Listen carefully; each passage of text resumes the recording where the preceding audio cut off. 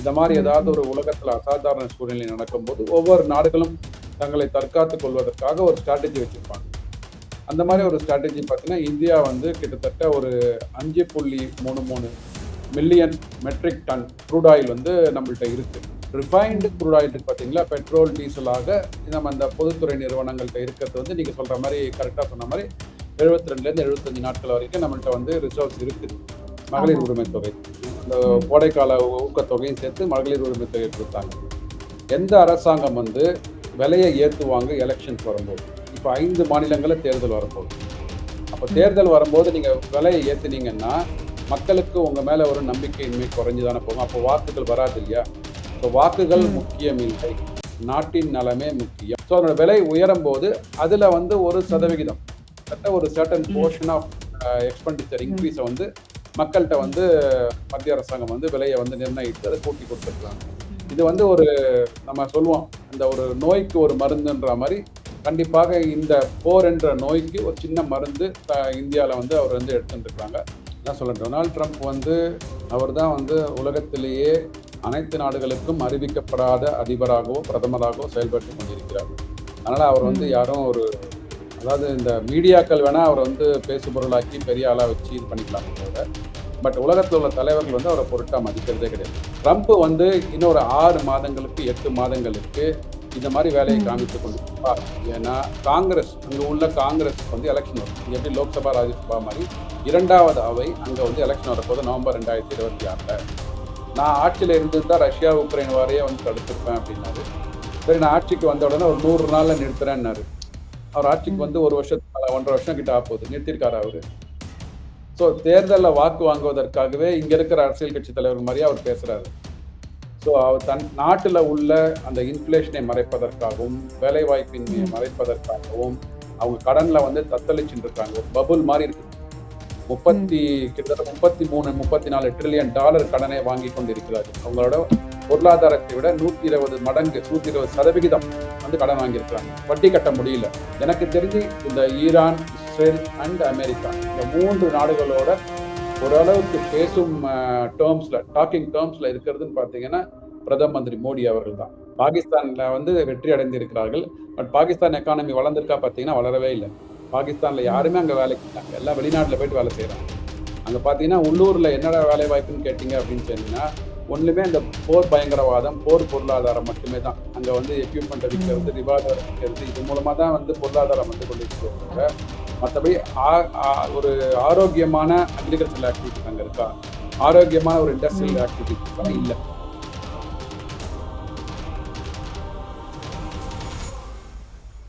நிம்மதி property management. Contact 7667008999. நலம் தரும் நல்லார் சித்த மருத்துவமனை. இதய நோய், சர்க்கரை நோய், பக்கவாதம், சிறுநீரக பிரச்சனை, தண்டுவடம் மற்றும் மூட்டு பிரச்சனைகளுக்கு மிகச்சிறந்த மருத்துவமனை. கிருஷ்ணகிரி, சென்னை மற்றும் மதுரை. தொடர்புக்கு 8807666117 மற்றும் 8807666118. ஃபோர்த் எஸ்டேட் தமிழ் நேயர்களுக்கு வணக்கம். இன்றைய நேர்காணலில் நம்மோடு இணைந்திருக்கிறார் பொருளாதார நிபுணர் சுப்பிரமணியன் அவர்கள். வணக்கம் சார். வணக்கம். வணக்கம் கவிப்ரியா மேடம். சார், இப்ப உலக அளவுல குறிப்பா சொன்னா வளைகுடா நாடுகள்ல பெரும் பதற்றமா போயிட்டு இருக்கிறது ஈரான் விசஸ் அமெரிக்கா போர் தான். ஈரானுக்கும் அமெரிக்காவுக்கும் இடையேயான அணு ஆயுத போர் ஒப்பந்தம் வந்து நீடிச்சுட்டே போயிட்டு இருக்கு. அது உடன்பாடு எட்டப்படாதனால இஸ்ரேலும் அமெரிக்காவும் ஈரான் மீது போர் தொடுக்க ஆரம்பிச்சிருக்காங்க. இன்றையோட 10வது நாளா அது நீடிச்சிட்டு இருக்கு. இப்போ இந்தியாவினுடைய பொருளாதார நிலை வந்து சரிவு ஏற்படுமா, கச்சா எண்ணெய்க்கு இந்தியா வந்து என்ன பண்ண போகிறது அப்படின்னு பல்வேறு கேள்விகள் வந்து எழுந்திருந்தது. இந்த நிலையில அமெரிக்கா இந்தியாவுக்கு வந்து ஒரு அனுமதி கொடுத்திருக்காங்க. அதாவது ரஷ்யாவிடமிருந்து கச்சா எண்ணெயை இந்தியா 1 மாத காலம் வாங்கிக்கலாம் அப்படின்ற மாதிரி அனுமதி கொடுத்திருக்காங்க. ஆனா இதே பிரச்சனையில தான் அமெரிக்கா என்ன பண்ணாங்கன்னா 50% வரிய வந்து இந்தியா மீது போட்டிருந்தாங்க. இப்போ அதே அனுமதியை கொடுத்திருக்காங்க. இதை எப்படி பார்க்கலாம்? அதாவது நம்ம பேசி கொண்டிருக்கிற நேரம் 9வது மார்ச் 2026 மதியம் 12 மணி வச்சுக்கோங்களேன். ஒரு 1 மணி நேரத்துக்கு முன்னாடி வந்த தகவல்கள் வந்து கல்ஃப் கண்ட்ரீஸ்ல உள்ள, அதாவது இந்த மிடில் ஈஸ்ட் கண்ட்ரீஸ்ல உள்ள டீசாலினேஷன் பிளான்ட்னு சொல்லுவாங்க. அதாவது கடல் நீரை வந்து குடிநீராக சுத்திகரிக்கும் இது பிளான்ட் இருக்கு பார்த்தீங்களா, அதன் மேலேயும் வந்து ஆமா. ஈரான் தாக்குதல் நடத்தி இருக்கிறாங்க அப்படின்னு சொல்லிட்டு ஒரு தகவல். ம். இது போர் வந்து கொஞ்சம் ரொம்ப ஒரு அபாயகரமான சூழ்நிலையில தான் போயிட்டு இருக்கு. ஸோ அதனால கண்டிப்பா பார்த்தீங்கன்னா, மிடில் ஈஸ்ட் கண்ட்ரிகள் வந்து ரொம்ப வெகுவாக பாதிக்கப்படுவார்கள். எஸ், அஃப்கோர்ஸ் ம். இந்தியாவுக்கும் பெரிய இம்பாக்ட் வரும். மெயினா வந்து க்ரூட் ஆயில்ல. க்ரூட் ஆயில்ல என்னன்னு பார்த்தீங்கன்னா, நம்ம எல்லாருக்கும் தெரிஞ்சது, நம்ம ஒரு 85% வந்து க்ரூட் ஆயில் நமக்கு தேவையான பெட்ரோல், டீசலை வந்து க்ரூட் ஆயில் மூலமாக வெளிநாடுகளிலிருந்து இம்போர்ட் பண்றோம். ஸோ அந்த இம்போர்ட் ம். பண்றது ஆமா. பார்த்தீங்கன்னா, இந்த சீ ஷிப்மெண்ட் மூலமா வரும்போது ஸ்ட்ரைட் ஆஃப் ஹார்மஸ் அப்படின்னு சொல்லுவாங்க. அதுதான் இந்த ம். இதுல இந்த ஹார்மஸ் நீர்வழி ஜலசந்திய பாதை. வந்து ஜலசந்தி. அதுல வந்து ம். குறிப்பா 20% உலக பொருளாதாரத்துல க்ரூட் ஆயில் வந்து அந்த வழியா தான் ட்ரேட் ஆயிட்டு வரும்போது, அதுல ஆமா. சில சிக்கல்கள் வந்திருக்கு. அதனால ஷிப்மெண்ட்ஸ் டிலே ஆகும். ஆனா ம். இதற்கு வந்து என்ன ஒரு தீர்வு? அதாவது ஒரு டிசாஸ்டர் ரெக்கவரி பிளான் அப்படின்னு சொல்லுவாங்க. அதாவது இந்த மாரி ம். ஏதாவது ம். ஒரு உலகத்துல அசாதாரண சூழ்நிலை நடக்கும்போது, ஒவ்வொரு நாடுகளும் தங்களை தற்காத்துக் கொள்வதற்காக ஒரு ஸ்ட்ராட்டஜி வச்சிருப்பாங்க. அந்த மாரி ம். ஒரு ஸ்ட்ராட்டஜி பார்த்தீங்கன்னா, இந்தியா வந்து கிட்டத்தட்ட ஒரு 5.33 million metric ton crude oil வந்து நம்மள்ட்ட இருக்கு. ஸ்ட்ராட்டஜிக் ரிசர்வ்னு சொல்லுவோம் நம்ம. அதாவது இது மாரியான எமர்ஜென்சி காலத்துல வரும்போது அத ரிசர்வா ஆனா வச்சிருப்போம். இது அதுலேருந்து 72 நாட்களுக்கு தான் இருக்கு அப்படின்னு ஹர்தீப் சிங் பூரி அவர்கள் வந்து சொல்லியிருக்கிறாரு. இல்லையா? கண்டிப்பா. அதுதான். அந்த ஆமாமா. க்ரூட் ஆயில் வந்து 8, 10 நாள்களுக்கு தான் இருக்கு.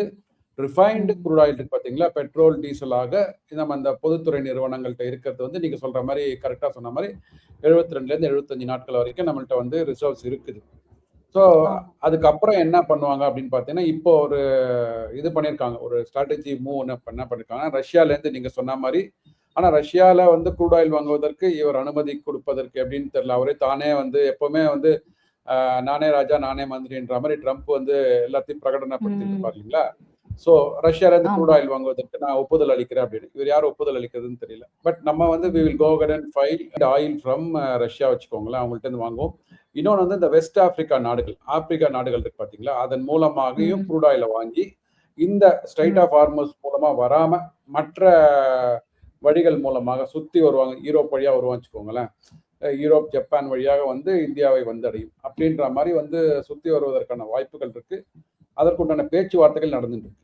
எஸ், நீங்க சொன்ன மாரி பார்த்தீங்கன்னா, இன்னைக்கு தேதியில நம்ம பேசிட்டு இருக்கும்போது ஒரு $115 பெர் பேரல் க்ரூட் ஆயிலோட விலை ம். வந்து ம். உயர்ந்து போயிருக்கு. இது வந்து ஒரு 72, 75க்குள்ள இருந்தது. ஒரு இந்த போர் ம். ஆரம்பிக்கிறதுக்கு முன்னாடி. ம். இப்ப அது வந்து ம். $115 நோக்கி போய் கொண்டிருக்கிறது. ஸோ இப்ப அது மட்டும் இல்லாம, இந்த மகளிர் தினத்த வந்து குறிப்பா எடுத்து பார்த்தோம் அப்டின்னா, இதே மகளிர் தினத்த வந்து அன்று 2024ல பிரதமர் மோடி அவர்கள் ரூ. 100 குறைச்சிருந்தாரு சிலிண்டர் விலைய. ஆனா இந்த மகளிர் தினத்துக்கு முன்னாடி நாள் இப்ப ரூ. 60 ஏறி இருக்கு அப்டின்னு சொல்லிட்டு ஒன்றிய அரசு தெரிவிச்சிருக்காங்க. அதாவது 868ல இருந்து 928 ஆக உயர்ந்திருக்கு. அதுக்கு இந்த போர் தான் வந்து முதன்மையான காரணம் அப்டின்னு சொல்லப்படுது. அப்போ இந்தியாவினுடைய பொருளாதார நிலை எப்படி இருக்கும்? அதாவது மத்திய அரசு அதாவது எந்த ஒரு தேர்தலை முன்னிட்டும், தேர்தலை அடிப்படையாக வைத்தும் வந்து விலைய கூட்டுறதோ, குறைக்கிறதோ கிடையாது. இங்க ம். வந்து சொன்னாங்க பார்த்தீங்க இல்லையா? அ தேர்தல் ம். வருவதற்காக ஆன்டி இன்கம்பன்சி அரசுக்கு எதிரான மனப்பான்மை இருக்குன்னு சொல்லிட்டு ரூ. 5,000 குடுத்தாங்க. மகளிர் ஆமா. உரிமை ம். தொகை. அந்த ம். கோடைக்கால ஊக்கத்தொகையும் சேர்த்து மகளிர் உரிமை தொகை குடுத்தாங்க. எந்த அரசாங்கம் வந்து விலைய ஏத்துவாங்க எலக்ஷன்ஸ் வரும்போது? இப்ப 5 மாநிலங்கள்ல தேர்தல் வரப்போகுது. அப்ப ம். தேர்தல் வரும்போது நீங்க விலைய ஏத்துனீங்கன்னா, மக்களுக்கு உங்க மேல ஒரு நம்பிக்கையின்மை குறைஞ்சு தானே போகும். அப்போ வாக்குகள் வராது இல்லையா? ஸோ வாக்குகள் ம். முக்கியம் இல்லை. நாட்டின் நலமே முக்கியம். அப்படின்றதுனால வந்து தான் இந்த எல்பிஜி கேஸ் விலை வந்து இன்னைக்கு தேதியில மார்க்கெட் நான் சொன்னேன் பாருங்களேன். இப்ப $72 பெர் பேரல் 10 நாளுக்கு இருந்தது. இப்ப 115 ஆயிருக்குன்னா, கிட்டத்தட்ட ஒரு ம். அங்க ஒரு 18, ஒரு 15, $30க்கு மேல ஏறி இருக்கும்போது, அதை சமாளிக்க வேண்டும்.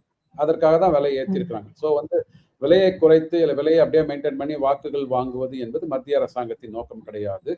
பணம் நம்ம வந்து ம். 1,00,000 கோடிக்கு மேல வருடா வருடம் கடன் வாங்குகின்ற தமிழக அரசாங்கம், பணத்தை ம். இன்னும் வாங்கி, கடன வாங்கி நம்ம தலை மேல கட்டிட்டு, அதற்காக ரூ. 5,000 குடுத்தாங்க பார்த்தீங்களா? இது மக்களுக்கு தெரிய ம். வேண்டும். அதாவது எப்பவுமே கோடை வரலையா? நீங்க சொன்னீங்களா 2024ல வந்து அ விமென்ஸ் டே அன்னைக்கு விலைய குறைச்சாங்க. இப்ப விமென்ஸ் டே இந்த விமென்ஸ் டே போது விலைய ஏத்திருக்காங்கன்ற போது, ஸோ போன கோடைக்கு இப்போ நமக்கு வந்து தொகை குடுத்தாங்களா? கோடை விடுப்பு தொகைன்னு ரூ. 2,000 குடுத்தாங்களா? அதுக்கு முன்னாடி கோடை வந்து அப்ப விடுப்பு தொகை குடுத்தாங்களா? இல்ல. நம்ம வந்து 1.31 கோடி குடும்பங்களுக்கு மட்டுமே குடுக்குறாங்க. இப்ப மீதி இருக்கிற 90 லட்சம் குடும்பங்களுக்கு கோடை ம். கிடையாதா? இப்ப நம்மலாம் ஸ்காட்லாந்து, ம். ஜம்மு அண்ட் காஷ்மீர்ல குளுகுலுல இருக்க போறோமா? எல்லாத்தையும் வந்து அரசியலாக பார்க்கப்படுகிறது தமிழகத்துல குறிப்பா. ஸோ அப்படி இருக்கும்போது இந்த விலையேற்றம் என்பது கண்டிப்பாக அங்க நம்ம உலக பொருளாதார சந்தையில க்ரூட் ஆயிலை வந்து விலை கொடுத்து வாங்கும் போது க்ரூட் ஆயில் அண்ட் கேஸ் எல்லாமே இன்டர்லிங்க் ரெண்டுமே.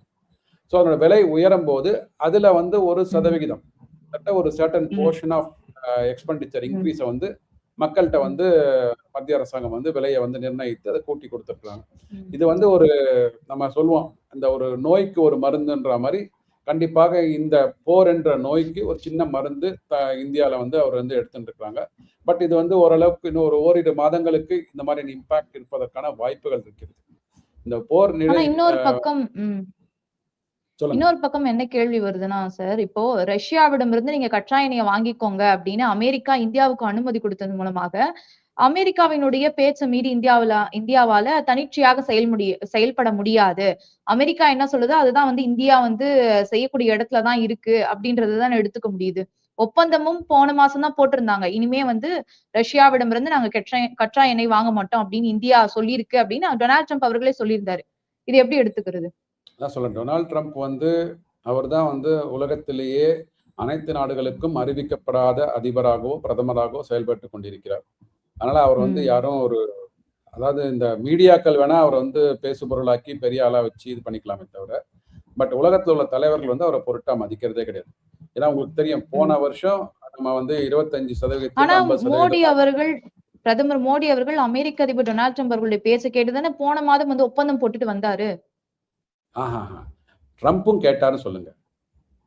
ட்ரம்ப் கேட்டதுனால மோடி சைன் போடலைங்க. இதுதான் நம்மளோட பெர்செப்ஷனை மாத்தணும். தமிழக மீடியாக்கள் எப்படி வந்து இது பண்ணிருக்காங்க, பச்சை கண்ணாடி போட்டிருக்காங்க பாருங்க. மோடி ட்ரம்ப் கேட்கலங்க, ட்ரம்ப் மோடி கேட்டாருன்னு சொல்லுங்க. ஒரு அக்ரிமெண்ட் சைன் பண்ண. இப்போ நீங்க ஒரு வீடு வாங்க போறீங்க அப்படின்னா நீங்க வீட்டு யாரை விற்கிறாங்களோ நீங்க வீடை வாங்குறீங்களா இருவரும் சேர்ந்துதான் சைன் பண்ணுவீங்க. அப்போ வந்து நீங்க சொல்லுவீங்களா எங்க வீடை விற்கிறவர் வந்து தலையில கட்டிட்டார் சொல்லுவீங்களா? ஸோ உங்களுக்கு நீங்க விவேகமான ஆள். இன்னைக்கு தமிழகத்துல மக்கள் எல்லாமே விவேகமாக இருக்கிற தமிழக மக்கள். நம்ம என்ன பண்ணுவோம், அந்த வீடு வந்து நமக்கு சரியான விலையில வந்திருக்குதா, அந்த வீடு நமக்கு தேவையானதான்னு பார்த்துட்டு தானே கையெழுத்து போடுவோம்.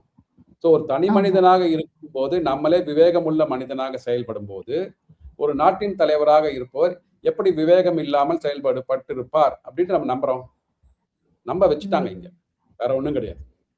ஒரு கடந்த 5 வருடங்களாக நம்மளை நம்ப வைத்துக் கொண்டிருக்கிறார்கள். அந்த நம்பிக்கையின் மாற்றம் வரப்போகிற மே மாசத்துல வந்து வெளிப்பட போறது வச்சுக்கோங்களேன். ஸோ அதனால ட்ரம்ப் வந்து மோடியை நிர்பந்தித்தாரா, மோடி ட்ரம்ப்பை நிர்பந்தித்தாரா? அதுதான் மிக முக்கியமான கேள்வி.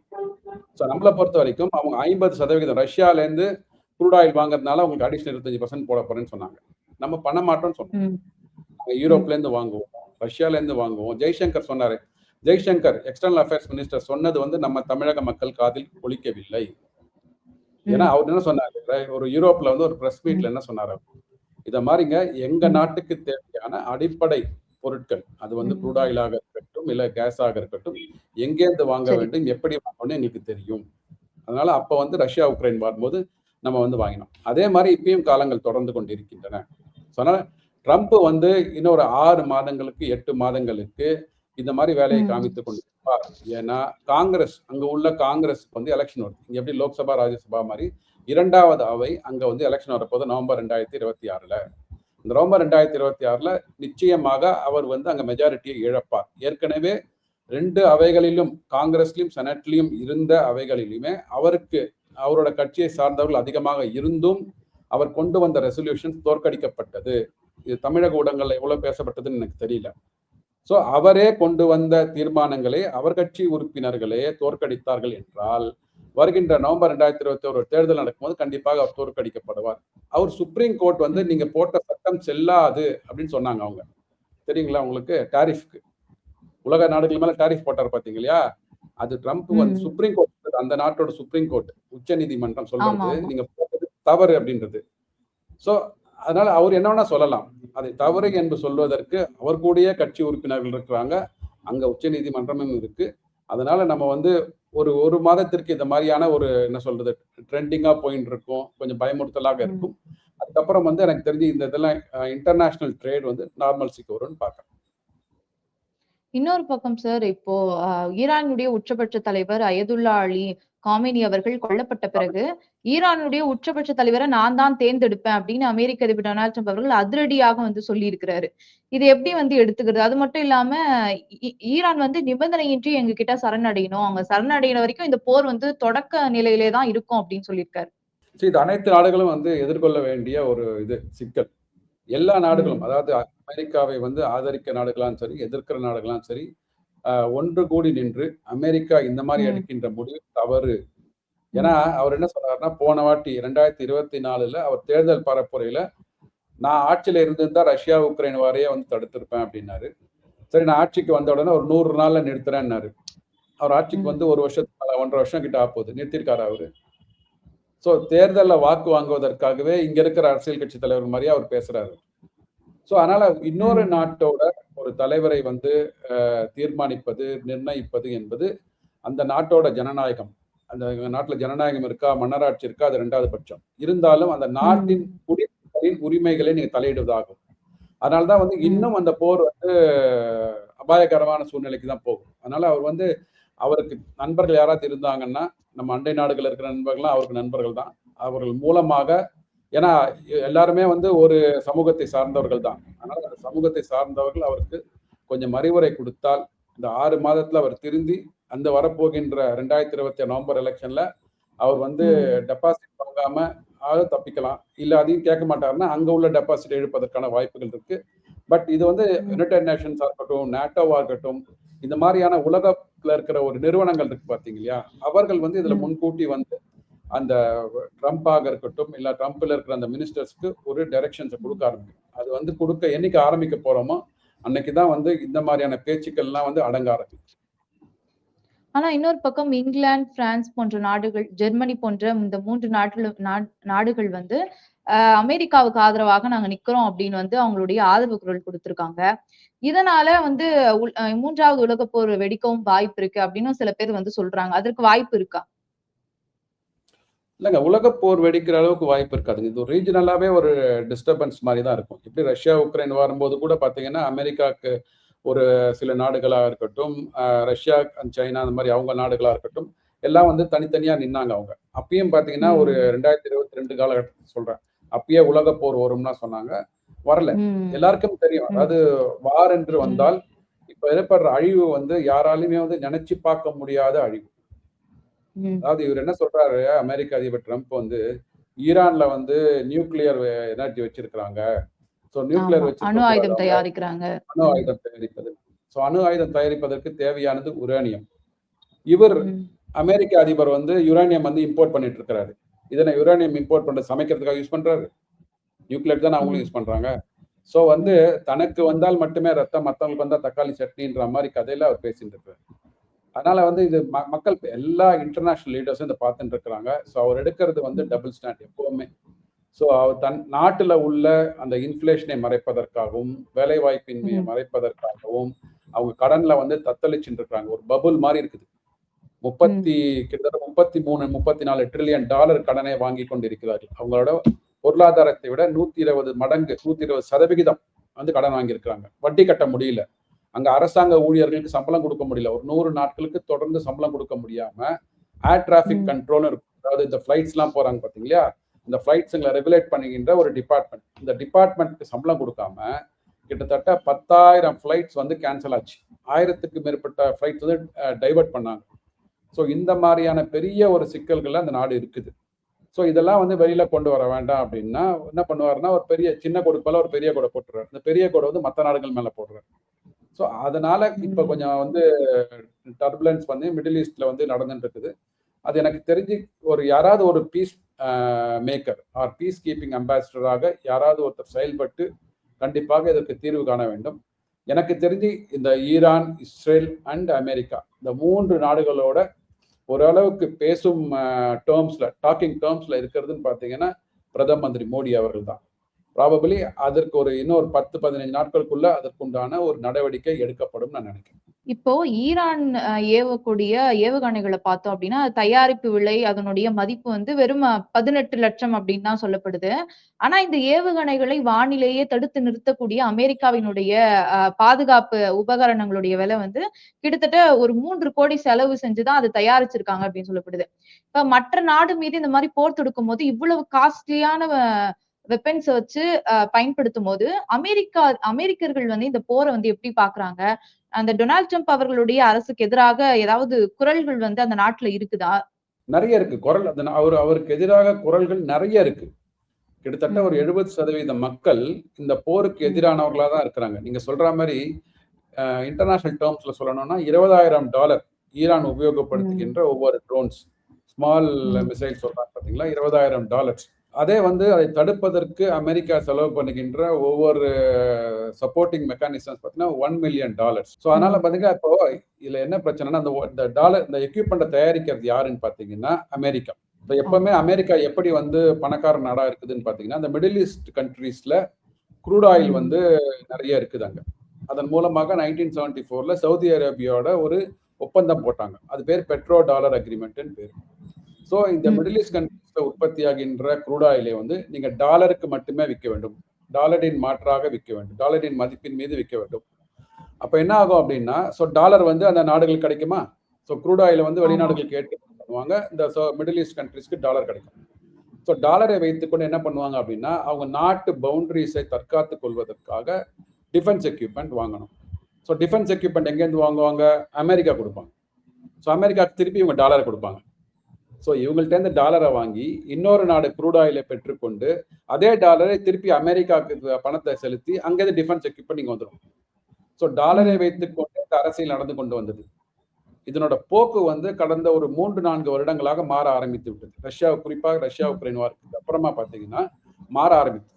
அந்தந்த நாடுகள் வந்து அவங்களோட கரன்சிகளை ட்ரேட் பண்றதுக்கு உண்டான டிஸ்கஷன்ஸ் ஆரம்பிச்சாங்க. மெயினா ரஷ்யா உக்ரைன் வரும்போது ரஷ்யா ரூபல்ல வந்து இந்தியா வாங்க ஆரம்பிச்சது. அதற்கப்புறம் பார்த்தீங்கன்னா பிரிக்ஸ் நாடுகள் கூட்டமைப்புல வந்து நம்ம பிரிக்ஸ் கரன்சியை வந்து ஒரு கரன்சியா காமன் கரன்சியா வச்சு போனோம். இதெல்லாம் டாலரைசேஷனை நோக்கி மற்ற நாடுகள் பேச ம். ஆரம்பித்தது. அதுலேருந்து ட்ரேட் பண்ண ஆரம்பிச்சாங்க. இதனோட ம். தாக்கம் தான் அமெரிக்க அதிபர் ட்ரம்ப்புக்கு வந்து ஏதாவது ஒண்ண பண்ணி உலகத்துல வந்து ஒரு அன்ஜஸ்டை கிரியேட் பண்ணி, அமைதியின்மையை கிரியேட் பண்ணி அதன் மூலமாக குளிர்காயணும் அப்படின்னு பார்த்தார். பட் அந்த குளிர்காயினதுன்னு பார்த்தீங்கன்னா, அவரு தேர்தலில் வரும்போது மேக் அமெரிக்கா கிரேட் அமெரிக்கான்னாரு. அதாவது நம்ம எப்படி சுயசார்பு பாரதம், இங்க வந்து PM மோடி அவர்கள் வந்து ஆத்ம நிர்பர் பாரத் கொண்டு வந்தாங்க பார்த்தீங்களா? சுயசார்பு பாரதம், சுதேசி இயக்கம், நமக்கு தேவையான பொருட்களை நம்மளே மேனுஃபேக்சர் பண்ணலாம், உபயோகித்துக் கொள்ளலாம். அதாவது அத்தியாவசிய தேவைகள். லக்ஸரி தற்சார்பு கூட்ஸ் மேனுஃபேக்சர் பண்ண முடியல, வெளியில குவிக்கணும் சார். பண்ணிக்கலாம். அது ஒண்ணும் பிரச்சனை இல்ல. அப்படி இருக்கும்போது அந்த மாதிரி திட்டத்தை வந்து நீங்க சொல்றீங்க பாத்தீங்களா, மோடி வந்து ட்ரம்பின் அழுத்தத்திற்கு ஆளாகி விட்டார். இல்ல, நம்மள்ட்ட இருந்து காப்பி அடிச்சிருக்கிறாரு அவர். Make America great America is nothing but Atma Nirbhar பாரத்தோட US version. எல்லாரும் அமெரிக்காவுக்கு வாங்க, அமெரிக்கால இருந்து புலம்பெயர்ந்து போய் மற்ற நாடுகளை நெய்பரிங் கண்ட்ரீஸ்ல வந்து இண்டஸ்ட்ரீஸ் போட்டாங்க பாத்தீங்களா, நீங்க உள்ள வாங்க, நாங்க வந்து உங்களுக்கு வந்து இன்சென்டிவ்ஸ் கொடுக்கணும். எதற்காக? பொருளாதாரம் நசிந்து போய் வருகிறது, அன்எம்ப்ளாய்மெண்ட் ஜாஸ்தி ஆகிறதுனால உள்ள வந்து முதலீடுகளை கொண்டு வந்தால் ஃபேக்டரிஸ் வரும், அதன் மூலமாக தொழில் பெருகும், வேலை வாய்ப்பு பெருகும்ன்றதுனால. இப்போ அந்த இதுலலாம் அவரால் வந்து மேனேஜ் பண்ண முடியல. அதை கைமீறி போய் கொண்டிருக்கிறது. அதனால பாத்தீங்கன்னா இப்ப வந்து எதையாவது ஒண்ணு பண்ணி ஒரு பேசு பொருளாக இருக்க வேண்டும். அதற்காக ஒரு அடுத்து வர போற தேர்தலில் வந்து நான் நல்லது பண்ணிட்டேன் அமெரிக்காவுக்கு, அமெரிக்க மக்களுக்கு நான் வந்து நல்லது பண்ணிட்டு இருக்கேன். பட் அமெரிக்க மக்களுக்கு கிட்டத்தட்ட 60% அவருக்கு எதிராக இருக்கிறார்கள். அது வரப்போகின்ற நவம்பர் 2026 அந்த காங்கிரஸ்க்கு உண்டான தேர்தலில் அது பிரதிபலிக்குன்னு சொல்லிட்டு தான் இன்டர்நேஷனல்ல வந்து நிறைய ஜேர்னலிஸ்ட் சொல்லிட்டு இருக்காங்க. இன்னொரு பக்கம் ஈரானுக்குள்ளே வந்து ஒரு போராட்ட காலத்தை வந்து நம்ம உருவாக்கணும் அப்படின்றதுக்காக அமெரிக்கா முயற்சி பண்ணிட்டு இருக்கு. அதனால ஈரான்ல இருக்கக்கூடிய பயங்கரவாத அமைப்ப அதாவது ஈரான் ராணுவத்துக்கு எதிராக வந்து திருப்ப பாக்குறாங்க அப்படின்னும் சொல்லப்படுது. அமெரிக்கா வந்து அவங்களுக்கு அழைப்பு கொடுக்குறாங்க அப்படின்னும் செய்திகள் வெளியாகி இருக்கு. இப்போ இது எப்படி நடக்கும்? இது வந்து நடக்க வாய்ப்பு இருக்கா? இதனால என்ன நடக்கும் ஈரான்ல? எந்த நாடுகள்லையும் பார்த்தீங்கன்னா, அந்த அரசாங்கத்துக்கு எதிராக மனப்பாங்கு உள்ள ஒரு சிறு அமைப்புகள் இருக்கும். அது வந்து பயங்கரவாத அமைப்புகள். அதான் அவங்க தான் ட்ரிகர் பண்ண முடியும் நீங்க சீக்கிரம். அது வந்து நம்ம அண்டை நாடான பாகிஸ்தான்லாம் இருந்து பார்த்துருக்கிறோம் நம்ம. அது மாதிரி ஆப்கானிஸ்தானாக இருக்கட்டும், இந்த மாதிரி ஏதாவது ஒரு நாடுகள்ல வந்து அரசுக்கு எதிரான மனப்போங்கு உள்ளவங்க இருப்பாங்க. அவர்களை வந்து மடைமாற்றம் செய்து அவர்களுக்கு வந்து தேவையானதை கொடுத்து அவர்களை பயங்கரவாதிகளாக, நாட்டிற்கு எதிரான பயங்கரவாதிகளாக மூளை செலவை செய்து மாற்றுவதில் வந்து அமெரிக்கா கில்லாடி. ஏன்னா வந்து அமெரிக்காவோட உதவி இல்லாம பாகிஸ்தான்ல இவ்வளவு டெரரிசம் வந்து உருவாயிருக்க வாய்ப்பு இல்லை, இவ்வளவு டெரர் கேம்ப் உருவாயிருக்க வாய்ப்பு இல்லை. அது வந்து பாகிஸ்தான்ல உள்ள ராணுவத்துறை அமைச்சரே சொல்லியிருக்கிறாரு முன்னாடி இந்த ஆபரேஷன் செஞ்சு நடக்கும்போது. நீங்க முன்னமாதிரி செலவெல்லாம் நான் கேட்டுதான் நாங்க இருந்தோம், இப்ப டக்குன்னு வந்து இல்லைன்னு சொல்றீங்களேன்னு சொன்னாங்க அவங்க, இல்லைங்களா? சோ அவர்கள் வந்து நீரூற்றி அந்த வேருக்கு வந்து நீரூற்றி வளர்த்தது அமெரிக்கா. அந்த மாதிரி அமெரிக்கா இந்த மிடில் ஈஸ்ட் கண்ட்ரீஸ்ல போனீங்கன்னா அமெரிக்காவோட அந்த ஏர் பேஸ்ன்னு சொல்லுவோம், அங்க உள்ள அந்த ஃபிளைட்ஸ் சொல்லுவாங்க இல்லைங்களா, ஃபைட்டர் ஃபிளைட்ஸ், அது வந்து போய் இறங்குவதற்காகவே ஒரு ஓடுதளம் இருக்கும், விமான ஓடுதளம் இருக்கும். அந்த அளவுக்கு வந்து அடிமையாகி விட்டார்கள் மிடில் ஈஸ்ட் கண்ட்ரிஸ். ஸோ இப்போ அதனாலதான் வந்து ஈரான் என்ன பண்றாங்கன்னா அந்த ஓடுகளத்தையோ இல்ல அவர்கள் இருக்கின்ற இடங்களை தான் வந்து குறிப்பாத்து அடிக்கிறாங்க. ஆராம்கோக்கு அடிச்சிருக்காங்க, சவுதி ஆராம்கோன்னு சொல்லிட்டு ஒரு ஆயில் ரிஃபைனிங் கம்பெனி, அங்க அடிக்கிறாங்க. இப்போ டீசாலினேஷன் பிளான்ட் அடிக்கிறாங்க. ஸோ இவங்க என்ன இதை தாங்கிக் கொள்ள முடியவில்லை. அதுக்காக என்ன பண்றாங்கன்னா ஈரான்ல உள்ள ஒரு மைனாரிட்டி குரூப்ஸை வந்து தூண்டி விட்டு அவங்களை டெரரிஸ்டாக மாற்றுவதற்கு ஏற்பாடுகள் பண்ணிட்டு இருக்கிறாங்க. ஆனா அங்க உள்ள அரசாங்கம் கண்டிப்பாக அதற்கு வந்து ஒரு தக்க எதிர் நடவடிக்கை நடக்கும். ஏன்னா எந்த அரசாங்கம் வந்து இது மாதிரி நீங்க அமெரிக்கா இல்லைனா கூட வந்து லோக்கலா உள்ள ஒரு ஆப்போசிஷன் பார்ட்டியா இருக்கட்டும், அவங்க வந்து ஏதாவது ஒரு டெரரோட ஆர்கனைசேஷனோட இணைப்பா தான் இருப்பாங்க. ஏன்னா அவர்களுக்கு வந்து அங்க உள்ள நாட்டின் மேல உள்ள ஒரு அதிருப்தி இருக்கும், அந்த அதிருப்தியை வெளிப்படுத்துவதற்கான வாய்ப்புகள் எப்பன்னு காத்துட்டு இருப்பாங்க. அது இப்ப அமெரிக்கா இது போன்ற யுக்தியை வேற நாட்டுல வந்து மேற்கொண்டு வெற்றியை பெற்றிருக்காங்களா? அதாவது உள்ளடி வேலைகள் பார்த்து கண்டிப்பா வெற்றி பெற்றிருக்கிறார்கள். அந்தந்த நாடுகள் தோல்வி அடைந்திருக்கு, அதுதான் பிரச்சனை. பாகிஸ்தான்ல வந்து வெற்றி அடைந்திருக்கிறார்கள். பட் பாகிஸ்தான் எக்கானமி வளர்ந்திருக்கா பாத்தீங்கன்னா வளரவே இல்லை. பாகிஸ்தான்ல யாருமே அங்க வேலைக்கு இல்லைங்க, எல்லாம் வெளிநாட்டுல போயிட்டு வேலை செய்யறாங்க. அங்க பாத்தீங்கன்னா உள்ளூர்ல என்னடா வேலை வாய்ப்புன்னு கேட்டீங்க அப்படின்னு சொன்னீங்கன்னா ஒண்ணுமே இந்த போர் பயங்கரவாதம், போர் பொருளாதாரம் மட்டுமே தான். அங்க வந்து எக்யூப்மெண்ட்டை விற்கிறது, ரிவால்வர் விற்கிறது, இது மூலமா தான் வந்து பொருளாதாரம் வந்து கொண்டிருக்கிறதே தவிர மற்றபடி ஒரு ஆரோக்கியமான அக்ரிகல்ச்சரல் ஆக்டிவிட்டிஸ் அங்க இருக்கா, ஆரோக்கியமான ஒரு இண்டஸ்ட்ரியல் ஆக்டிவிட்டிஸ் இல்லை. ஸோ பட் இது அமெரிக்கா வந்து கண்டிப்பா வந்து அதாவது இந்த மாதிரியான ஒரு மன அமைப்பு கொண்டவர்களோட வந்து அவங்க சேர்ந்துட்டு இருக்கிறாங்க.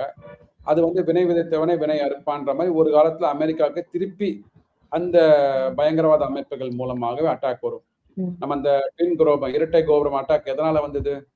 இவர்கள் வந்து ஊக்குவித்தார்கள் பண்டைய காலத்துல, அதற்கு எதிர்வினை வந்தது. அந்த மாதிரி ஒரு எதிர்வினை வருங்காலத்துல வருவதற்கான வாய்ப்புகள் இருக்கு. நீங்க வந்து நல்ல தண்ணியை ஊத்தினீங்கன்னா நல்ல மரம் வளரும். நீங்க வந்து தேவையில்லாத மரங்களை வந்து தண்ணி ஊத்தி வளர்த்தீங்கன்னா அந்த மரங்கள் மூலமாக கள்ளிச்செடி தான் வந்து உங்களுக்கு பாலாக கிடைக்கும். சரி, அடுத்த கட்டமா இது வந்து எத்தனை நாட்கள் வந்து இந்த போர் நீடிக்கும் அப்படின்னு நினைக்கிறீங்க? இது அதாவது என்ன சொல்றாங்கன்னா பொருளாதார வல்லுநர்களும் சரி போர் வல்லுநர்களும் அட்லீஸ்ட் இது வந்து ஏப்ரல் மிடில் வரைக்குமாவது போகுன்றாங்க. ஏன்னா இன்னும் பேச்சுவார்த்தையை தொடங்கவே இல்லை. இரு தரப்புலேருந்தும் முதல்ல வந்து பேச்சுவார்த்தைக்கு உண்டான ஒரு சமிக்ஞை யாரா 2 பேர் சைட்லேருந்து போக ஆரம்பிக்கணும். அது போகவே ஆரம்பிக்கல. போரை நிறுத்துவதற்கு. அதுக்கப்புறம் நிறுத்தின உடனே ஒரு பேச்சுவார்த்தைக்கு போகணும். குறைஞ்சபட்சம் இதெல்லாம் வந்து ஏன்னா ஜெனீவால பேச்சுவார்த்தை நடந்ததுங்க. ஜெனீவால வந்து பாத்தீங்கன்னா ஈரான், இஸ்ரேல், அந்த அமெரிக்கா, அந்த 3 நாடுகளோட ரெப்ரசன்டேட்டிவ்ஸ் அங்க இருந்தாங்க. ஓமான் வந்து மீடியேட்டரா போனாங்க. இந்த போர் தொடங்கறதுக்கு ஒரு 10 நாளுக்கு முன்னாடி. அப்ப அந்த ஈரான்லாம் அங்க பேச்சுவார்த்தையில இருந்தாங்க. அந்த பேச்சுவார்த்தையில இருந்து ஒண்ணுமே சுமூகமா ஒண்ணுமே வரல. சரி. அதனால பாத்தீங்கன்னா இன்னும் அந்த பேச்சுவார்த்தை திருப்பி தொடங்க ஆரம்பிக்க வேண்டும். அது வந்து யுனைடெட் நேஷன்ஸ்ல இருந்தோ இல்லைன்னா வந்து ஒரு வெல் ரெப்ரசன்டட் கண்ட்ரிஸ் அவங்கள தான் இருவருக்கும் நண்பர்களாக இருக்கின்ற ஒரு கண்ட்ரிலேருந்து பேச்சுவார்த்தையை வந்து அவங்க ஆரம்பிக்கணும். பேச்சுவார்த்தை ஆரம்பிக்கிறதுக்கு முன்னாடி போர் நிறுத்தத்தை வந்து சீஸ் ஃபயர்னு சொல்லுவோம், நம்ம சஸ்பெண்ட் பண்ணணும். சஸ்பெண்ட் பண்ணினதுக்கு அப்புறம் பேச்சுவார்த்தை நடக்கும். இதெல்லாம் வந்து maybe it will take about 1 month or 1.5 months கிட்ட ஆகும். ஸோ என்ன சொல்றாங்கன்னா ஏப்ரல் நடுவில் ஏப்ரல் 10-15 தேதிக்கு மேல இது வந்து ஒரு அமைதியான சூழ்நிலை திரும்பும். அதற்கப்புறமா ஒரு நிரந்தர தீர்வு வேணும்னா இந்த 2 நாடுகளும் 3 நாடுகள் வச்சுக்கோங்க, Israel, Iran and America. America இதுக்குள்ள வரவே கூடாது. இஸ்ரேல் ஈரானுக்கு உண்டான ஒரு பேச்சுவார்த்தை, அவர்களுக்கு உண்டான என்ன இதுவோ அவங்க வந்து தீர்த்து வைத்துக் கொள்ள வேண்டும். அதற்கு வந்து அவர்களுக்கு சுமூகமாக இருக்கின்ற ஒரு நட்புறவு கொண்டு இருக்கின்ற நாடுகளோட அவங்க வந்து ஒரு ட்ரை பார்ட்டி அக்ரிமெண்ட் போடும். அது மூலமா ஸ்லோவா மூவ் ஆகணும்.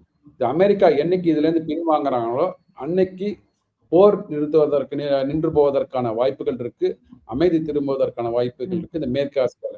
இல்ல அமெரிக்கா எங்கெல்லாம் இருக்கிறாங்களோ இது மக்களுக்கு உலகத்துக்கே தெரிய வரணும். அமெரிக்கா எங்கெல்லாம் வந்து தன்னோட கையை பதிக்கிறார்களோ அங்கெல்லாம் இதெல்லாம் இது மாதிரியான போர் சூழ்நிலை தான் வருது. அந்த போர் சூழ்நிலை மூலமாக தங்களோட ஆதாயத்தை அவர்கள் எடுத்துக்கொள்கிறார்கள். இது புரிய ஆரம்பிக்கணும்.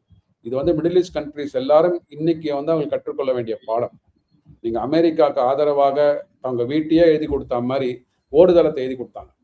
எதுக்கு ஒரு அண்டை நாடு, எதுக்கு வந்து நம்மளோட ஏர்போர்ட்ல இருக்கிற ரன்வேஸ்க்கு பேரலா ஒரு யூஎஸ்க்கு ஒரு ரன்வே கொடுக்கணும். அது அவங்களோட மிலிட்ரி வாகனங்கள், மிலிட்ரி ஏர் ஃபிளைட்ஸ் பார்த்தீங்களா, வந்து எப்போ வேணா வந்து போகலாம், எப்போ வேணா கிளம்பி போகலாம். ஸோ அடிமை சாசனம் எழுதி கொடுத்து விட்டார்கள் அவர்கள். அந்த அடிமை சாசனம் எழுதி கொடுத்ததுனால அங்க உள்ள நெய்பரிங் கண்ட்ரிஸ் அதுல வந்து ஈரான் வந்து நெஞ்ச நிமித்தி நடக்கிறான். ஈரான் அங்க இருக்கிற நாட்டுல இருக்கிற அவங்க மக்களுக்கு என்ன பிரச்சனை, அங்க உள்ள அதிபருக்கும் அந்த மக்களுக்கும் இருக்கா, ஆட்சி ஒழுங்கா நடத்துறாங்களா, அதெல்லாம் வேற விஷயம். ஏன்னா அது அவங்க குடும்பத்துக்குள்ள நடக்கிற ஓகே. அதுல நம்ம யார் மூக்கம் நுழைக்கிறதுக்கு? இவர் அங்க மூக்கம் நுழைச்சு அதுல குளிர்காய ட்ரை பண்றாரு. அப்போ வந்து வெஸ்ட் ஏஷியா ஃபுல்லா நம்ம கண்ட்ரோல் எடுத்துக்கலாம்னு சொல்லிட்டு முதல்ல நம்ம வீட்டை கிளீன் பண்ணுவோம், அப்புறமா அடுத்த வீட்டுல அவங்க கேட்டா போயிட்டு அவங்களுக்கு ஹெல்ப் பண்ணலாம். பட் அந்த ஹெல்ப் பண்றதுனாலே நீங்க வந்து அப்புறம் நாங்க எடுத்தீங்க அப்படின்னா இந்த மாதிரியான சூழ்நிலை தான் அனைத்து நாடுகளுக்கும் வரும். சரி, இந்த 10 நாட்கள் நடந்த இந்த போர்ல அமெரிக்கா வெற்றி பெற்றிருக்கா இல்ல வந்து ஈரான் வெற்றி பெற்றிருக்கா? எனக்கு தெரிஞ்சு ஈரான் வெற்றி பெற்றிருக்கு. நீங்க வந்து ஓகே உங்க தலைவரை கொன்றதுனாலே வெற்றி அப்படின்னு சொன்னா வந்து வெற்றியாக பார்க்கப்படாது. ஏன்னா வந்து எந்த ஒரு கம்பெனியாக இருந்தாலும் சரி, எந்த ஒரு நாடாக இருந்தாலும் ஒரு தலைவர் இல்லை அப்படின்னா கூட அடுத்த சக்சஸ்ல வந்துருவாங்க. அந்த குடும்பத்தை சார்ந்தவர்களோ அந்த கட்சியை சார்ந்தவர்களோ வந்துட்டு அந்த கட்சி வந்து நடக்க ஆரம்பிக்கும். அந்த நாடு வந்து அடுத்த திசையை நோக்கி போக ஆரம்பிக்கும். ஒரு தலைவரை கொண்டது ஈரானுக்கு மிக பெரும் இழப்பு தானே இது. இததானே எதிர்பார்த்துச்சு அமெரிக்காவும் சரி இஸ்ரேலும் சரி. அதுதான் சொல்றேன். அதாவது நீங்க வெற்றி என்பது எந்த கோணத்துல பாக்குறீங்கன்னு பொறுத்து இருக்கு உங்களுக்கு. தலைவரை கொன்றது வெற்றி அப்படின்னா வெற்றி.